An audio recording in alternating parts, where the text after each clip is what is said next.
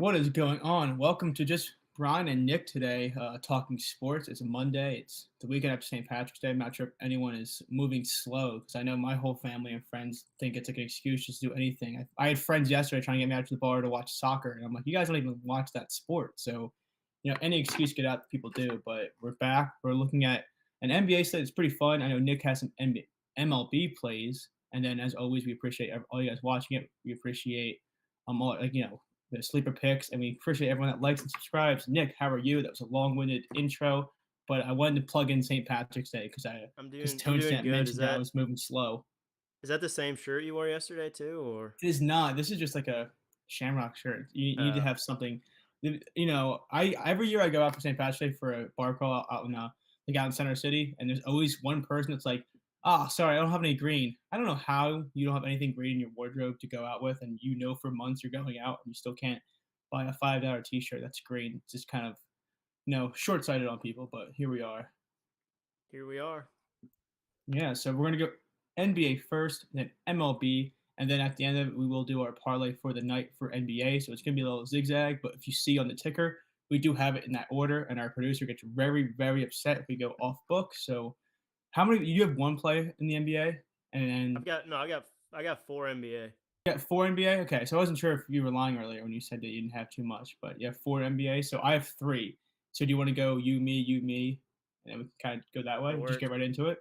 Yep. I'll start with my favorite play of the night. It is Clint Capella first quarter rebound ladder.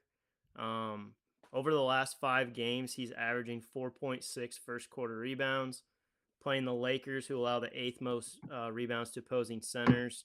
I'm pretty sure. I don't know. I haven't looked in the last hour or so, but I'm pretty sure AD's playing, or they Yeah, said he I was think they said earlier he was hopeful, playing. correct?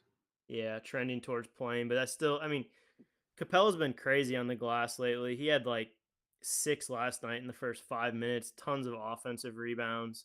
Really like. It helps when the Clippers come out and they missed every single shot. That was Oh a yeah, crazy game. That was a for sure. crazy game. For sure. So his on DraftKings, his over 2.5 was plus 105, 4 plus 275, and then 5 plus 650. So really Yeah. like that spot for him tonight. Do you remember early on where Clint Capella this season, last season, he just was always just like such a safe feeling for a double double or rebounds because he was just playing so much. And then the Hawks realized that he's not as good as people like to always think he is, and Yep. they had other players that plugged in, and he saw less and less minutes. But now everyone's hurt, so he's seeing more minutes, so it's more fun to back him That's again. why I love that's why I love the first quarter market because you're guaranteed like his unless there's fouls or something, you're guaranteed like 7 minutes from him. So Yeah, no, you might not get that in the fourth quarter, but the first quarter it's pretty he scripted guards. out. I always made the joke on this show as well, but he kind of guards the paint like a potato. He's very just Yeah. feet in the ground. But Yeah. that helps the rebounds. He won't contest your shot, but he will get those No. rebounds. He's not coming out to cover Brooke Lopez very well in his No, he's not 48-foot moving. three He's not moving pointers. out anywhere. He's going to make sure he gets that rebound. You see some guys that are good metrically in defending, and then you see some guys that like to get the rebound, and he's definitely a rebound Yep, first kind of player. So he's always for fun to sure. back. I actually have three plays today, and I did this thing where I've been having some ups and downs, and I did an alt parlay that's correlated, an alt parlay that's not correlated, and just a straight bet, and we're gonna see how this works out. I like all the spots because every spot I've been betting has had a lot of value in my book, but just you know Kelly Oubre's sometimes doesn't want to score in the Right. fourth quarter, so you get some Yep. tough breaks. But this is gonna be a fun one to start. I want to start with just a straight bet, and I tried so hard to not bet this spot but I am going with DeAndre Ayton over 19 and a half points. And it sucks because I have this big meme with him for the last like 3 seasons that whenever I bet him, I think people think I'm just like kind of fucking around. But have you seen his stats recently, dude? He is just, Crazy. Crazy it's a stats. little bit worrisome that, we don't know if Jeremy Grant's playing or not, but he's doubtful. And even if he does play, there's no way he's fully healthy. I mean, he's been really battling with that injury for a while. And DeAndre Ayton over the last 10 games has scored 20 or more points in all but two of them, and one of them got hurt at half. And I think that's why I was so hesitant to bet on this.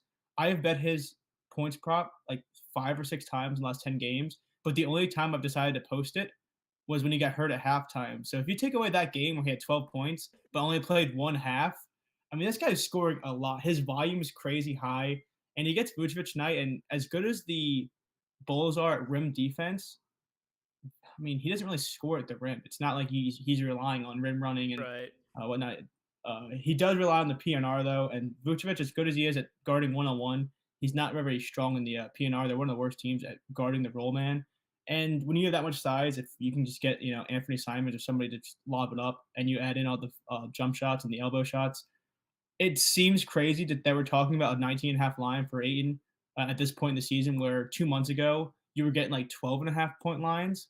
But he said it earlier, right? He finally has an air mattress or whatever. He got rid of the air mattress, so um, I think it's fun to have him back, and he's playing a lot better. So someone asked about pronunciation, and I'm not doing this anymore.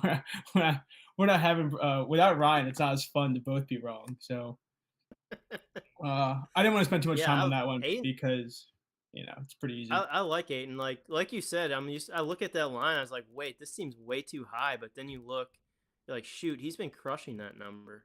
And I'll say this, it's a line that I wanted to go with an alt like 17 and a half and pair it with something else.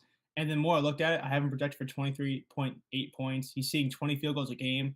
And I was like, this is just one where if I pair it with like say Simon assist and he scores all off, like off the cuff or on offensive rebounds or drives, or whatever. I don't want to be sitting at myself missing a line that looks really good because as you mentioned, Right. he's just kind of destroying the volume. And his issue has never really been, I don't think, scoring and or talent at scoring the basketball. I think it's just drive, and he finally looks like he's starting to care again because earlier on he looked like he would rather retire than step foot in the basketball court. So I think 19 and a half is a great line. Yeah, I like that one. My next play is in the same game as my first one.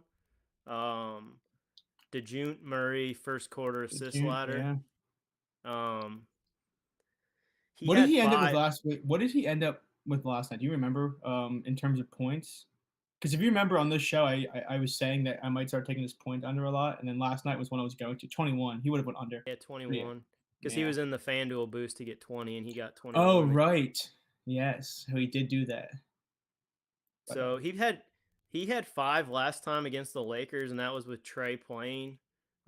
His odd once again. Here's another reason this one's gonna hit. DraftKings will not let me bet this. I do not know why. They will not let me bet.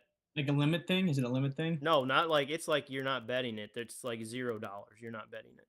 Oh So damn. so they do not want me to bet on DeJunt tonight, but I'm still going to give the play out. Over 2.5 assists plus 140, 4 plus 370, and then 5 plus 1,000. That's just crazy value for him. He's going to have the ball in his hands. Do you want me to see if I can get either my girlfriend or my uh my RIP, my grandfather, if I could see if either of them would want to play it for you. Not saying that I would play it or have Right. access to anything, but I think my wife is a big fan of the to Hawks play as well. today. So I might have to Oh, see if she put it in or not. yeah, So that's nice. No, yeah, DeJounte Murray, I think also this is nothing on the top of my head, but I know his scoring from the past has been kind of iffy on back to back. So I assume if his scoring is iffy, his back to back assist numbers have to be super, at least a little bit intriguing because he's being able to just kind of find open shooters. And as scary as it is sometimes to trust teams like the Hawks to make baskets, we have rim runner Clint Capella, Potato Capella there just to kind of slam it down. yeah, yeah, a Yeah. couple lobs to him, a couple to Jalen Johnson, and you're good to go. Yeah, we're gonna go the next play. It is the uncorrelated play, but I just kind of added it late. I was so trying to find a way to play Jalen Duran today. Did you see his double double odds are like minus 120, minus Dude, speaking of 110? Jalen Duran, I had a play yesterday. Clint Capella, 5 first quarter rebounds. Wemby, 5 first quarter rebounds. Duran, 6 first quarter rebounds. They all got 5. Duran missed it by 1. It was plus Yeah, 26,000. got He had greedy, 5. man. I think I I did know. see that. I was out of Like, commission you got to be yesterday, but kidding me. my friend texted me. I was like, "Did you see Nick's play?" And I was like, "Oh no, why? What happened?" I wasn't on my phone all day, and then I was gonna text you, and then I forgot. So anyway, Yeah, he's been he's been crushing crushing it it. though. Yeah. And Crushing I'll it. say this, I actually what I did here is I was trying to find a way to back double double, but I don't want to say it's a trap, but because I don't believe in that. But the only way I have is the rebounds, and that's solely because if I mean if this team doesn't miss, it's really hard to get 10 rebounds banking on a lot of offensive rebounds. So I know it's a 15-point spread. It's a back to back for them. So what I decided to do is I did an alt parlay of Duran 10 plus points with Demontis Sabonis 12 plus rebounds. So 10 points, 12 rebounds. So it's minus 116 on DraftKings. And I had the fair odds of this probably like minus 145. In all of his back to back so far this year, he's had 10 or more points except one. And as I kind of mentioned earlier, the biggest worry I have for him with double double would be the rebound aspects because if Boston comes out there and they boat race him, that's not going to stop him from getting that 10 points. But there is a chance that he might be trying to almost seek out rebounds to catch up to the double double market he has. But I think the 10 plus points is pretty safe for him. Do And you have I don't know the answer to this, but do you have any idea his offensive rebounding, I or is could he bring it up. more of a is he more defensive rebounded oriented? I mean, he gets a lot of. I know he gets a lot of offensive rebounds, but let me see. I have it written down in my notes because it's always funny when I have these shows to make sure I have all the stats correct. But yeah, let's see. Last few games, we're gonna go offensive rebounds. This is great TV. Yeah, last 10 games he's 3.5 a game, but the Oh one yeah, against Toronto he had 9. So he always has the ability to go up for rebounds. But my thing is that if I'm pairing it with something else, I'm not gonna get mad at offensive rebounds if he's getting putbacks for the points. But right, I just right. think that there's a reason his points is 12 and a half and his rebounds is 10 and a half because, the defense of the Pistons should have a really tough time preventing them from missing shots. So if Boston comes out there and they shoot 60%, everyone's going to be talking about how does Duran only have 3 rebounds? But it's really hard to get rebounds when you have to create them all yourself on the other side of the glass. So Correct. I did 10 plus points and paired it with Sabonis 12 plus rebounds. And the big thing is, I really want to bet Sabonis RA, but it's 21 and a half. It's 22 and a half, and I just couldn't find myself to really get behind that number. But in the last 20 games, he has 11 or more rebounds at all, but in every single game, but 12 or more in all but 5. So the ones he's missing, that it's only by 1 rebound, and it's simply that he has good success against Jaren Jackson. The Grizzlies going to miss a lot of shots. He's just been so good on the rebounds recently. If I got a juice 13 and a half early on, I would have bet that as well. But I think there's a lot of value in both these lines. So kind of doing a alt parlay, I think, is a fun thing to do Yeah, I because like I don't think the odds should be as close, even if it's not correlated as they are. right. Speaking of Sabonis, I have him as my third play for first quarter assists. I'm gonna just keep taking this as long as they give plus money for three of them. I'm glad you I'll said take that it. because I'm actually debating adding a like half a unit on him to have 12 rebounds, 8 assists as the night goes on, depending on lineups and how things are going. Especially if Jordan doesn't score 10, I'm probably going to put a full unit on that and just kind of ride that out. So I'm glad you said that. So his over 2.5 is plus 100, 4 plus plus 265, 5 plus 650. It's just one of those. I mean, he's so good at distributing. Anytime I can get three in the first quarter for him at plus money, I have to take it. He Yeah, hasn't. I mean, the only fear I think with this is he might come out and just score. I don't know. yeah. Like I don't know how against Jackson and them, but Weirdly enough, I don't know if you believe this, but there is times where not saying I think players only do this, but he did it. He's coming off like a really stinky like 2 assist game or whatever it was. I right, do think there is some aspect where you kind of want to have that round number averages when the season ends. It's a lot tougher to say, oh yeah, Demontis averaged 8 assists a game rather than like 7.8 or whatever. I do think there is something with that, and a Grizzlies matchup like this outside of Jaren Jackson and like some of these guys, like who else can really lock anybody down in this team? It should be a really good game for the Kings. A lot of transition, and if he's seeing a lot of transition opportunities, the RA usually gets stacked up because he's so good at playing that baby Jokic role of getting the rebound, bringing it up to half court, and just finding yep. somebody coming to the rim. So I do think And there's a lot of success for his RA today, and I'm glad you said that because that's going to make me probably look to play it because I was always looking for that. yeah, the only fear I have is like if it does turn into a blowout, but I guess if you look at it that way, they got to get their points somehow, and he's usually involved Yeah. in the I creation of think those points. I think blowouts are always interesting because they can work your way if you have like an under and it's like, oh, that guy didn't play that. But a lot of Right, times, if you're blowing it out, that means a team like the Kings, if they're blowing you out, they're scoring 90 points in the first 3 quarters. So right.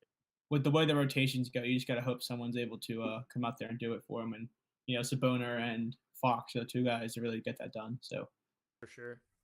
I'll probably end up playing with that 12/8 for him because I do think someone like him is so equal in terms of their RA, where playing an alt line is almost more comfortable for me than playing just the RA at 22.5. All right, next one is a correlated parlay, and this one might end up being a straight at -300 because I don't know if Tobias Harris is playing, but I just think the odds are too good when Nothing I was wrong with going. the minus 300 straight every Yeah, once in a while. exactly. 1 unit to win like what, $6, I guess. But I did take it's plus 120. Other books are opening it up, but I think it's just harder to find alt lines until close to the tip because just how it is. But someone says, "Oh, what's the odds?" Probably trash for it's a bonus triple double. I think it's like 2.5 to 1, right? Two plus 250 or plus 200, so that last I checked. 'Cause I know 12 and 8, it was plus 100 for the 12 rebounds, 8 assists. So the triple double has to be. I'll pull it up while you go. Yeah.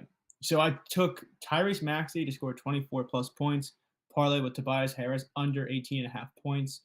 So if Tobias Harris does sit, I think it helps Maxey out in terms of shot volume. But at the same time, I just don't know if he's going to sit. So it's interesting with the terminology of the injury reports. It's always like hopeful they'll play, game time decision, questionable, but questionable can be probable, probable can mean nothing. So it's very interesting to see. But long story short, whether Jimmy Butler plays, whether who sits, who doesn't, Bam Adebayo is definitely playing, and that's all I need to know for this play to be decent for me. Tobias Harris, as much as you want to say, oh, he's got motivation to play against Jimmy Butler, or like he can prove himself. I've been waiting for that all year, and it just hasn't been happening. He just does not really seem interested in scoring the basketball. So if he does decide to come out here and play his ass off, I would love to see it as a fan. But his shot volume is pretty low. He only took 11 field goals last time out, and the last 10 games he's only scored over this line in 2 games. That's where Maxey sat. So with Maxey in there, he does average 70 points a game, but he's under this line in 62% of the games. And it's a slower paced game, which is going to hurt him as well. And the Heat just play so well in straight up defense and one on one matchups, ISO slash ball, and that's all he does is he plays back to the basket and he tries to score over you. And if he gets to see Butler on that play or Bam on that play, I just don't see him having any success trying to get the points the way he does. And someone like Tyrese Maxey, even though I mentioned how good defensive the Heat can be, Tyrese Maxey just is going to need to see a lot of field goal volume. I mean, we've seen it all year. Without Joel Embiid, this team is definitely struggling to find a scorer. And Tyrese Maxey, I have a lot more confidence in him seeing a tough matchup and saying, "Oh, I need to score it X way," rather than only having one option in his bag. So I just think his field goal volume is too high, and asking for 24 points, something he's scored in all but 2 of the last 10 games, I think is not hard to ask, especially as good as they are in the PNR. I think without Joel Embiid, Maxey's finding a lot more opportunities to score outside of the PNR. I don't think he's necessary. He's not using it as much as he used to have to with Joel Embiid. He's able to just kind of find his own bucket. So he's probably going to play 38 minutes. He's going to take 20 Yep. some shots, probably 25 shots. I don't care if Volume will it's be there. pretty. I don't care if it's pretty. He can shoot 8 for 23 and get me 24 points. So that's Yeah, all I for need sure. from him. So I just think plus 120 seems like a really good price for something that should be a lot more correlated. I agree. The Sabonis odds triple double, ESPN was the best I found at plus 225.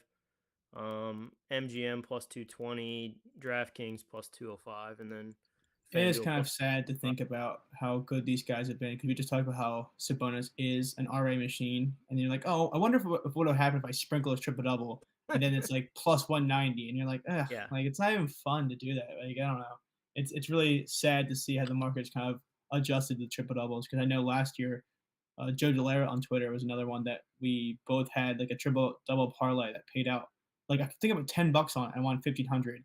Now you put a three player triple double line out there, it's probably going to get you like 8 to 1. yep. My last NBA play, I'll ask a question here for you, see if you can name the player. He's lead over the last 5 games. He's leading the league in first quarter assists at 4 a game, playing about 9.5 minutes in the first quarter. Not a point guard. Is it LeBron? Yep. I Good figured you'd be on guess. LeBron today. Nah, and I, LeBron's I been never dishing, bet. yeah, I never bet on him either. I hardly ever bet yeah. on LeBron, but The only worry I'll um, say, it's not even a worry, but do you know what's funny about guys like LeBron? It's the same with the guys like Jokic or Luka. There's times where, oh, I'm going to take Luka to have 11 assists, and you check the first quarter, he has 3 dimes, but 23 points somehow in 8 minutes, and you're like, exactly, oh, great, exactly. he decided just to score every basket today. It seems like sometimes LeBron just he's one of those guys too that just kind of let the game come to him and he'll score when he Yeah, has to score. And it's usually the second half is when he goes yeah. crazy scoring. But his odd, like once again, over 2.5 plus 115, 4 plus 300, 5 plus 800. He's been averaging over the last 5 games, 4 games. So at those odds, I'll take a shot at it. I like. Oh, sorry, I dropped my phone there. I like But that. I know I always make playing jokes the saying I Hawks like that, too, but it's not like the Hawks on a Hawks back are to back too. I think it's always not fun a to buzzsaw of a attack. defense either. Yeah, they're not out there trying to stop too many people from scoring. No, they'd They're just rather hoping go you up and down with they're hoping that you score quick so they can get back on offense. So exactly. I think that's a good way to look at that there. So those are actually really good guys. So and his line was what 8.5 for the game, right? Eight I and a believe. half, yeah. Yeah, that's another thing where if you were to tell me that before the season started, like that he's at this crazy clip, yeah, minus 130 for him to get 9. He's really turned into that kind of playmaking role. So yeah, and like if Davis plays, I guess that's probably better for his Yeah, assist I numbers. would think so. Just because So you have someone that can actually run the rim and actually, right, you know, make a basket, which is nice. So you said you had maybe a spot or two on this board that you want to talk about. Is that true? Because there's one spot I want to talk about, but I'm just too nervous to bet it. And that's Rudy Gobert. I really want to take Gobert 29.5 PR. I think it's a great matchup for him. I think he's has so many opportunities without Cat, but I'm just too worried about his rib injury because from what I've heard, although the team reports all say he's probable, he's questionable, or he's like going to be back within a few days, I've seen some reports that are saying that like downplaying it or that he was having a lot of issues breathing, getting off the court, and everything else. And I've seen people with broken ribs before, and or like with chest injuries or rib bruising, and I would hate to lay my money on him just to see a underdog fantasy tweet like 6 minutes in saying like, "Oh, Rudy Gobert in the locker room and not able to come back." So that's one that I was really looking at, and I love the line, but I just can't. I can't end up playing it. that's funny you bring him up because he was on my list. I was looking at for first quarter rebound stuff too. But it's like, man, It's his hard, odds have dropped so far in the first quarter stuff. It's like you said, I don't know if I want to even risk and it it's for so that. funny because everything I just mentioned with his injury, I saw his rebound line at like 14 and a half. My first thought was, man, that's when you can't even touch one way or the other. And then you start thinking about injuries, and like, oh, do you want to go under? But then it's like, oh, but if he is healthy, he can crush that. So it's very interesting to kind of figure out his lines before you know how healthy he is. And then Hulk in the chat said, what about 8 assists and rebounds for Josh Hart and Draymond Green? The odds are ridiculous, especially for 10, which is possible. I agree. I actually think we're talking about line adjusting too fast. It kind of sucks how fast they adjusted Josh Hart's line for his Oh yeah. RA.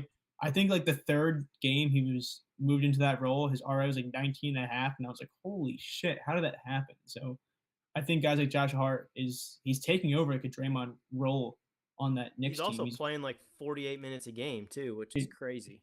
Tibbs does not care about your He doesn't career. care at Like all, at he's gonna all. run these guys into the ground and then leave in 3 years, and then they're gonna wonder Yeah. why they had a huge drop off and everyone's so tired and has like 3 ankle surgeries and a knee issue. Yep. It's gonna be problematic down the road. But I love the fact that they're seeing the minutes and the Knicks might be the only team that you feel less worried about blowout because even down 20, they're gonna try to make that comeback. Like 3 minutes left, they're down 20. The starters are still gonna be in there trying to Yep. at least get a spark or something. So I have no hate for either of those spots for Draymond No, or I don't for either. Josh I Hart. love Josh Hart.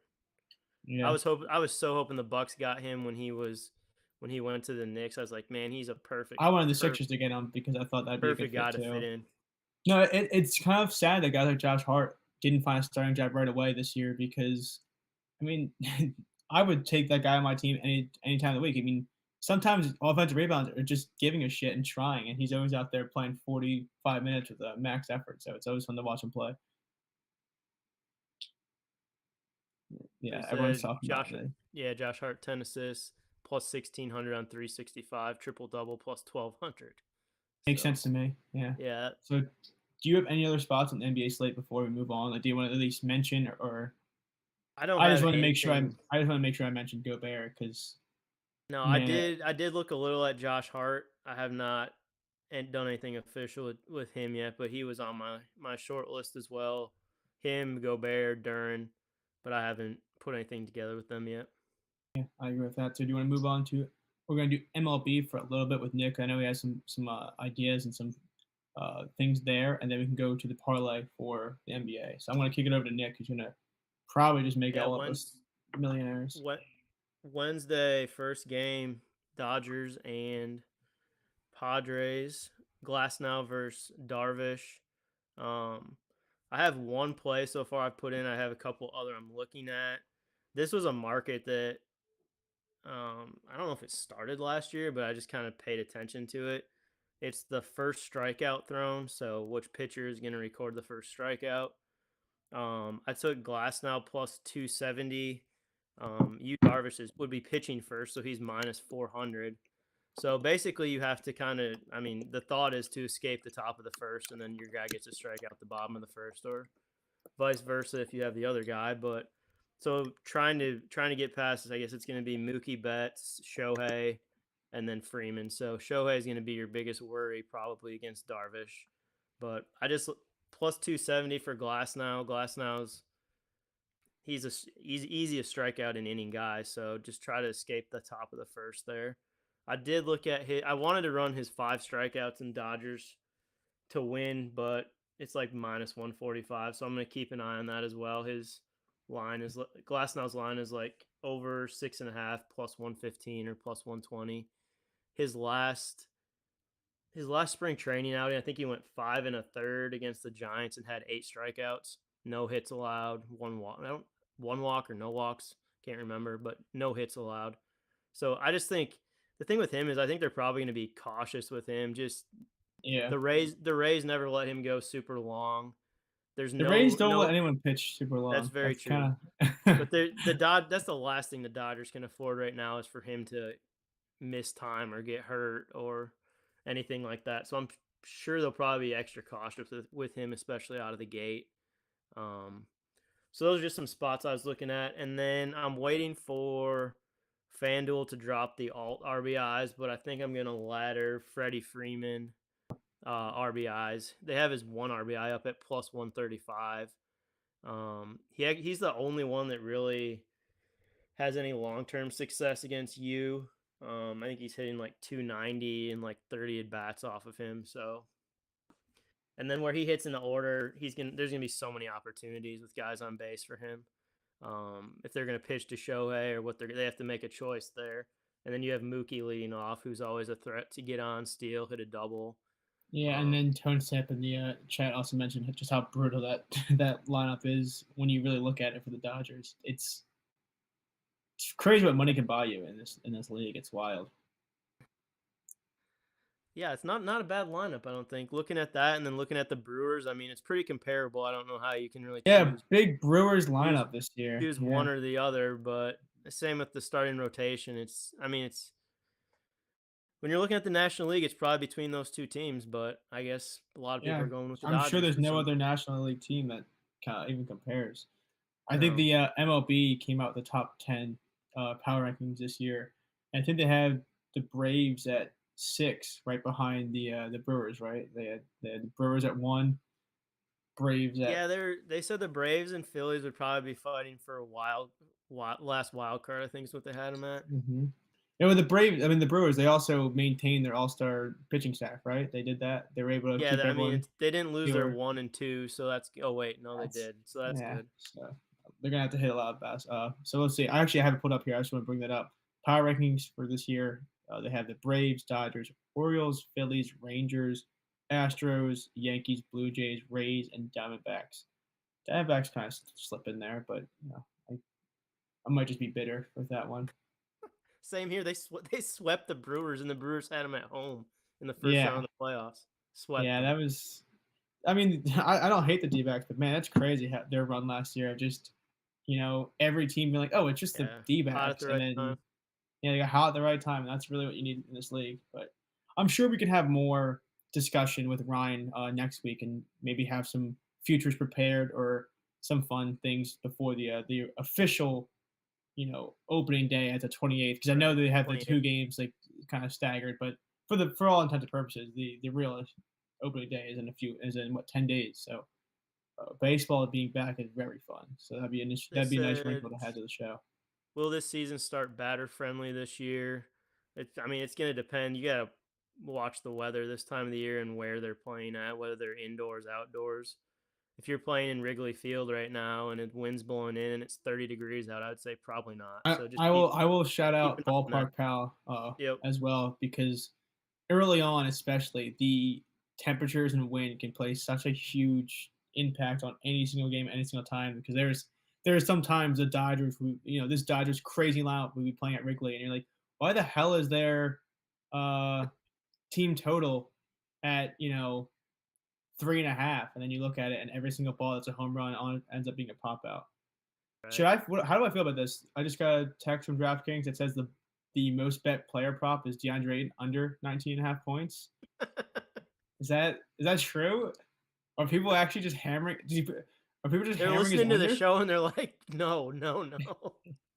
Like, does that mean I should bet the under? And are they trying to reverse psychology here, or what's the deal here? I don't know I've how to never think been about that that. I've never been targeted like that from DraftKings, like singled out like that. DraftKings sees that I already bet Ayton like on 3 different books, and they're like, "Oh Jesus Christ, this guy's got to stop. this, this guy's got to stop." Um, so we can move on to the NBA parlay. We're gonna have a quicker show here because only two people over three. But what is you said your favorite bet of the night was It's Capella, but we can't Capella? use the first quarter rebounds with him in the thing. Yeah. So I was thinking off the cup. Uh, do you want to just do 20 plus for DA in this thing, or Yeah. do you want to do like 18.5 and kind of buy it down a little bit? What is? I'm pulling it up right now. Because I'm thinking the two things I think we should have in there is that and Sabonis 12-8. Like I think that 12-8 Yeah, for a same I game like parlay would be Sabonis nice. as well. Yeah. Also, it is funny that it's so nice that we have the links for FanDuel to post in the Discord for these parlays, but 12 rebounds and 8 assists for Sabonis on FanDuel is minus 114. And I think when I checked on FanDuel, I mean on DraftKings, it was like plus 100, and that juice adds up. So it kind of sucks how the FanDuel Did you knows say that they're so 18, easy. Yeah. 18 and a half? 18 and a half is minus 154. Do you want to just do 20 plus for DA then? I feel like Yeah, 20 do plus, 20. Yeah. because I feel like, and if we end up overshooting 10-1, we can buy them down to 17.5 Right. then. Right. So right there, the 12-8 and 20 plus is plus 250. Okay. So Um, what else are we locking in here? I like something in the Hawks Lakers, either DeJunt or LeBron. Or we can take we can do same game parlay, right? 8-8. What's 8-8? That's a good question. 8-8 brings it to 650. That's fine. And then I think if we get one more thing, we'll Yeah. be fine, right? That'll bring us. Let me see. What would Jalen Duren 10 plus points bring us to? Because that's like minus 300. So I feel like that might like round it all out. It's 9-1. That would have been nice. That would have been nice if we could have just had it like the easiest little thing ever there. So are we okay with 9-1, or do we want to? What does 10 and a half points get him to? It's so specific. That's like such a 10.5 would be 991. Oh, geez. So close. I feel like at that point though, I'd rather just have 9-1 rather than Yeah. go the extra point and not even get to 10-1 unless you want to change anything here. I would say we could do like a alt with him and with that and rebounds, but anything over 6 legs, it's too gross. I don't want to do that. Right. What is his What's his PR? His alt PR. Let's see. I'll look at the alt PR. The alt, we can get 21.5 at minus 200, which would probably put us at where we need to be. Yeah, it'd be 10-1. Honestly, I'm okay being 9-1 if we want to do the Same, points. nine to I one. think I think we're Yep, overthinking it. I think 9-1's the play, and then we blame Ryan for not being here because that's why it was 9-1 because Ryan always has some random ass like, oh, I didn't at the talk about end. this at all, Right, but that's what we were missing for the play. So yeah. I just think that it's too perfect on key numbers on the eights and the 20s and the tens that trying to mess it up. Because here's my thing, Jalen Duren, he knows he gets the double doubles. He knows that's his thing. He's going to be able to, find a way to score or 10 points if he has the rebounds or vice versa. yep, Hulk's talking about Steph Curry, 3.5 rebounds. I like that as well. It's a lot of juice, but Steph Curry has been weirdly just all over the court recently. So do you have anything else you want to add before I read through this? Like I'm going to read through it, like, no, and we I can put it in like it nine Discord. to one. All right, so the FanDuel play from just me and Nick, because our producer Tone Stamp didn't even try to help fill in for Ryan's missing leg, so it's just the two of us today. We have Domantas Sabonis, 12 plus rebounds, parlayed with 8 plus assists, tagged with LeBron James, 8 assists, DeJounte Murray, 8 assists, DeAndre Ayton, 19.5 points, the over, so 20 plus points, and Jalen Duren, 10 plus points. And it brings you to 9-10, so plus 9-10. And I don't know how it misses. I think, do you want to guess right now what leg? Let's all take a vote of what leg ruins it because we know it's going to be one leg, if any. I'm gonna say Ayton finishes with I'm going to say 18 Aiden points. finishes at 19. That's what I'm going to say. He's going to finish at 19 for the first time in his entire career. He's going to have 19 exactly. Misses a free throw in the fourth And then quarter. everyone in my DM is going to be hating on me for that as if I'm the one that did it, and it's going to be a whole shit show. But I'm yeah, so also that's upset you said DeJounte Murray. the June. Yeah, I like the Junte. How about the Junte? Can we start yeah, that? That's a fun that's a one. that's a good twist as well. The Mantis Sabonis. Yeah, That's DeAndre Ayton's tough to mess up, so I guess we got that one. And then he gets to Jalen, keep his name. I get, and Jalen Duren's too easy to mess it up as well. So that's we got 6 legs, and then we can run through our plays. And do you want to sign us out, Nick? Because you finally get a chance to do it without Ryan. Yeah, I can do that. So let me just go through my plays real quick. DeAndre Ayton over 19.5 points. The best odds I'm seeing right now are minus 112 on FanDuel. Then I took Tyrese Maxey 24 plus points, parlay with Tobias Harris under 18.5 points, plus 120 on ESPN. Then 1 unit on Jalen Duren, 10 plus points, parlay with Domantas Sabonis, 12 plus rebounds, minus 116 on DraftKings. Perfect. And all of these will be on DraftKings that I'm giving out here. Clint Capella, first quarter rebounds for the Hawks against the Lakers tonight. Over 2.5 plus 105, 4 plus plus 275, 5 plus plus 650. And then the next one I have is Domantas Sabonis over I like 3.5 Domantas. plus I like 100. Domantas. That's just funny. You 4 ever see plus It's Always Sunny? Like Always Sunny in Philadelphia. That's one of the things. Mantis Toboggan. So Domantas. I like that. 4 plus plus 265, 5 plus 650. And then DeJounte Murray, assist ladder, also on DraftKings, over 2.5 plus 140, 4 plus plus 370, 5 plus is plus 1,000. And then the final first quarter play is LeBron James assists, over 2.5 plus 115, 4 plus plus 300, and then 5 plus plus 800. And then the one MLB play I do have locked in, also DraftKings, Tyler Glasnow to first strikeout thrown, plus 270. And that will do it for tonight. We'll post the parlay in the Discord. I'll put it in Okay. my And channel. then, So if anyone's watching in the Discord, I'll always put it in my channel. And before you sign us out, Nick, I will put this because everyone's talking about the chat with Aiden. I got this signed picture when he signed with Puma when he was back at the Arizona days. If he misses tonight, doesn't score 20 points, I'll take that picture down for next show or I'll cover it Yeah, up. just so we don't have to look at it. Yeah, had it for like since his Arizona rookie year, so or like sophomore year, whatever the fuck it was. Like his one There's and a done year. lot on the there's a lot of pressure on him then tonight to Yeah, keep I'll it take up. it down because I just always have had it because it was a cool gift, but I'll take it down. I don't give a shit We'll anymore. we'll see how much he appreciates it, I guess. Yeah, I guess. But thank you to everyone for watching. Make sure you like and subscribe. And we should be back with a full crew hopefully next Monday. Thank you to Sleeper Picks for sponsoring the show. And good luck with all your guys' picks tonight. And take care.